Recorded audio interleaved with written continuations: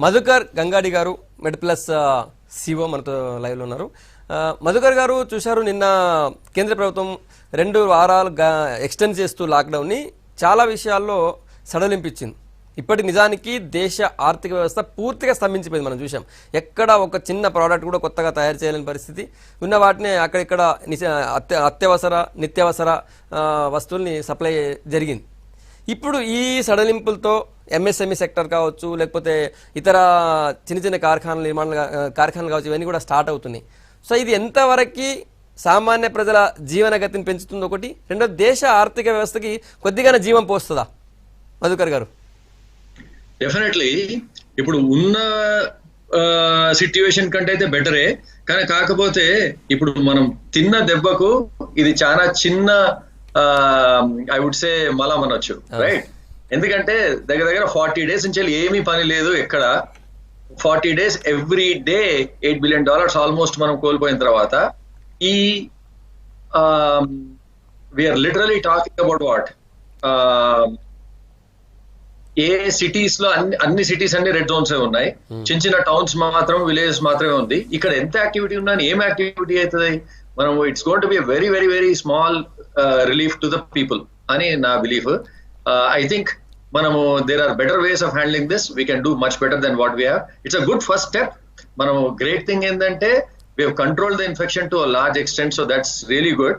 But మనము అట్లా lives ఒకటే కాకుండా లైవ్లీహుడ్స్ కూడా చూసుకోవాలి. లైవ్లీహుడ్స్ చూసుకుంటానికి మాత్రం ఇది చాలా చిన్న step, good step, but it's very small. I think we can do lot better than this. Sir, ఏమేమి ఇష్యూస్ వచ్చే అవకాశం ఉంటుంది? ముఖ్యంగా రెడ్ జోన్లో ఉన్నటువంటి అన్ని యాక్టివిటీస్, ఐటీ ఇండస్ట్రీస్, ఐటీ కంపెనీలు కావచ్చు, లేకపోతే ఇతర గోడౌన్స్, కోల్డ్ స్టోరేజ్, ఇవన్నీ కూడా ఓపెన్ చేయమన్నారు.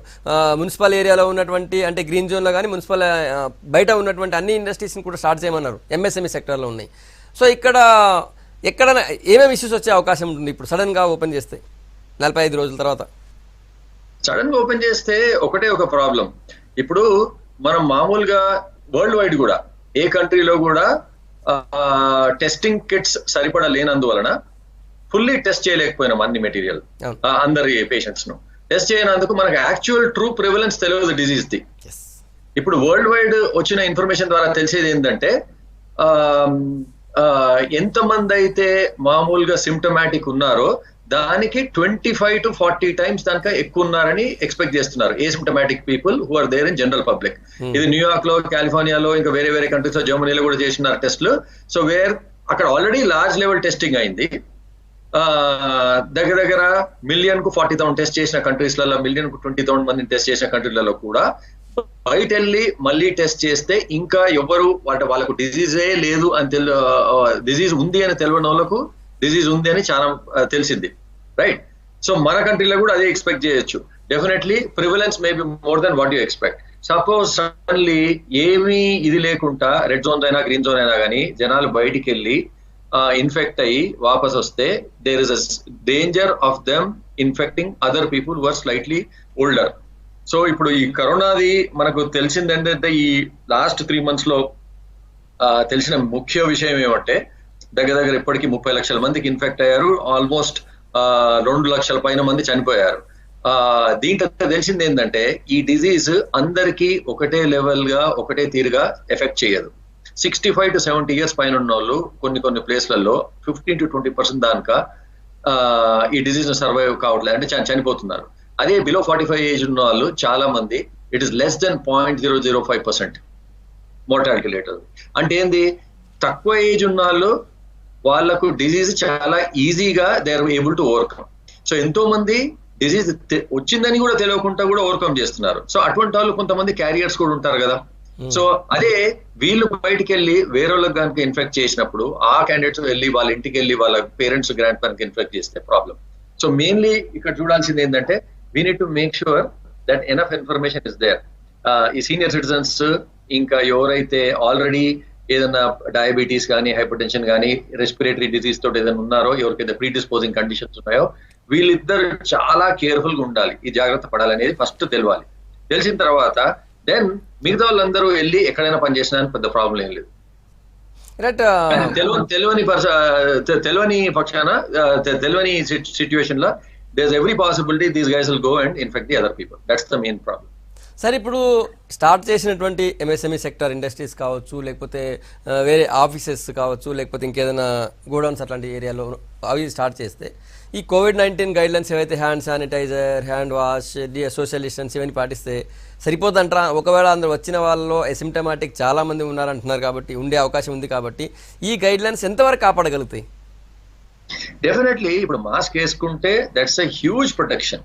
ఎందుకంటే మెయిన్లీ ఇది స్ప్రెడ్ అయ్యేది త్రూ డ్రాప్లెట్స్ పోయి మనకి ఏదైనా సర్ఫేస్ మీద పడి ఆ సర్ఫేస్ మీద మనం చేయబెట్టి మన ఓన్ ఫేస్, నోజ్ ఎక్కడైనా పెట్టుకున్నప్పుడు ఇన్ఫెక్ట్ అయ్యే ఛాన్స్ ఉంది. సో మాస్క్ వేసుకుంటే 90% of the thing is cut, right, infection అయ్యే ఛాన్స్. సో అట్లానే హ్యాండ్ శానిటైజర్ కనుక ఫ్రీక్వెంట్లీ శానిటైజ్ చేసుకుంటే కూడా కట్ అవుతుంది. సో ఇన్ఫెక్షన్ డెఫినెట్లీ స్టాప్ అవుతుంది, కానీ 100% స్టాప్ అవుతుందా అనేది it is not really possible to say, right. So ఎందుకంటే కొన్ని కంట్రీస్ లో where they did not follow it, వాళ్ళు అక్కడ ప్రివిలెన్స్ చాలా చూసారు. ఎక్కడైతే ఫాలో బాగా అయ్యారో కొన్ని Korea, Vietnam, Taiwan plus even parts of చైనాలో where they use mask heavily, అక్కడ వాళ్ళు they were able to control it to large extent. So మనము కంట్రోల్ అవుతుందా లేదా చెప్పడం కష్టము, ఎంత మాత్రం మనము ఈ ప్రివిలెన్స్ తగ్గిస్తాము వేరే విషయం, కానీ 100% ఇట్ విల్ బి రెడ్యూస్డ్. మామూలు 90 మనకు రిడక్షన్ మాత్రం ఉంటుంది. అది చెయ్యాలి. అది చేస్తూ మనము what we need to keep in mind is, చేసినప్పటికీ యంగర్ ఏజ్ పాపులేషన్ కు అప్పటికి వచ్చే ఛాన్స్ ఉన్నది అని అనుకొని వాళ్ళు కోవిడ్ పేషెంటే అనుకొని they should not meet with their senior people. That's the main message.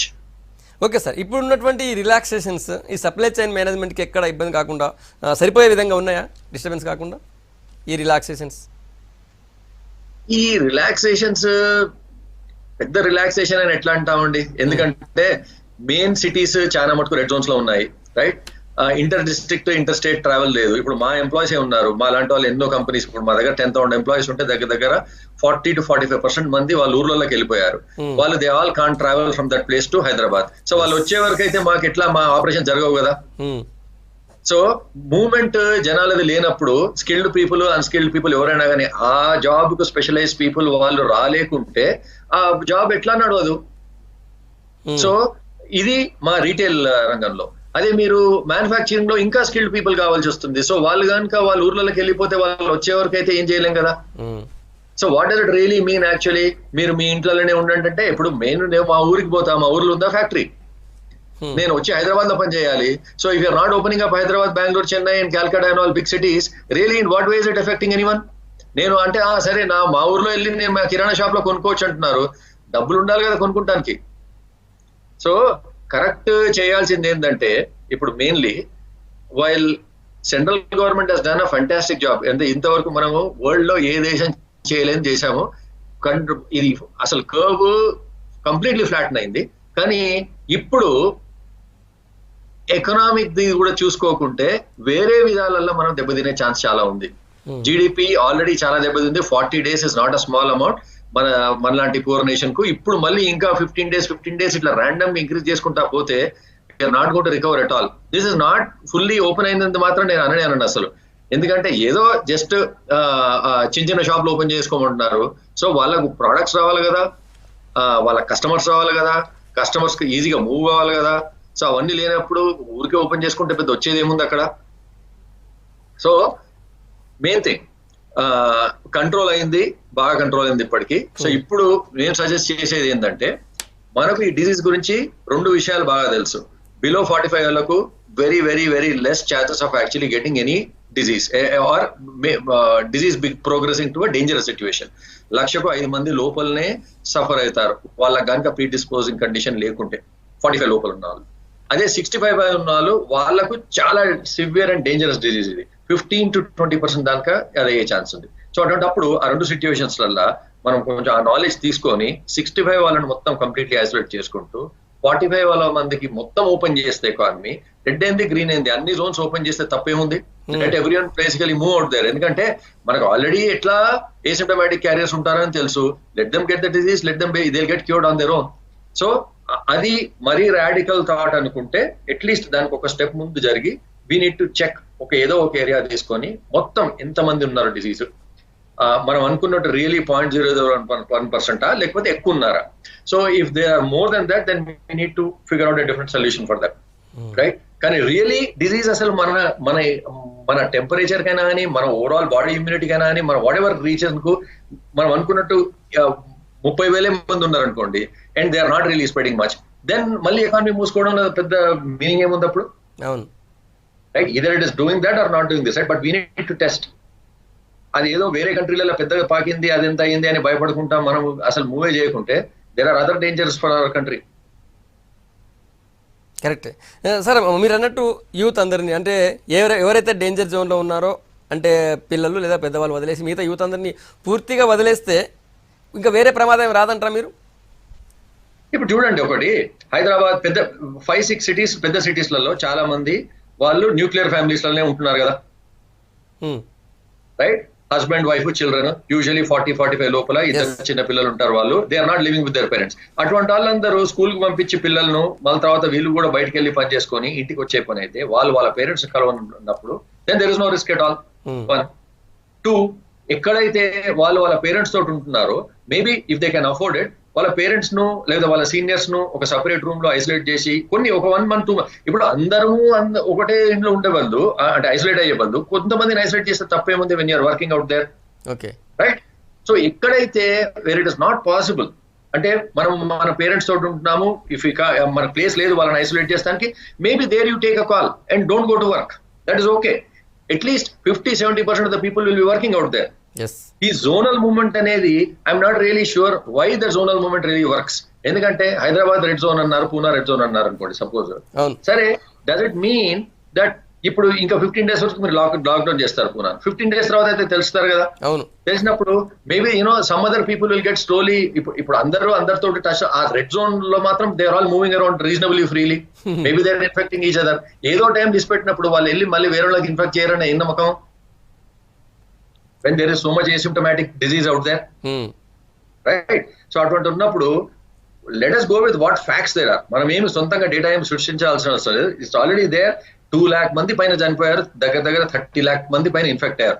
ఈ రిచ్ డేటా తీసుకొని దాన్ని యూటిలైజ్ చేసుకుంటే if we can solve the problem tomorrow, literally basically అంటే మొత్తం బాగా ఎడ్యుకేట్ చేసి సీనియర్ సిటిజన్స్ కి ఉన్న ఏదైతే డేంజర్ ఉందో వాళ్ళకి క్లియర్లీ ఎక్స్ప్లెయిన్ చేసి దయచేసి మీరు ఎటువంటి పరిస్థితుల్లో యంగర్ పీపుల్ ను మీరు టచ్ చేయొద్దు, లేకపోతే వాళ్ళతో కాంటాక్ట్ లో రావద్దు అని చెప్పి మిగతా వాళ్ళు కనుక స్టార్ట్ చేస్తే వర్క్, మేబీ ఈ ఆల్రెడీ ఉన్న రిసెషన్ ను మనం ఫాస్ట్ గా at least we can take care of it.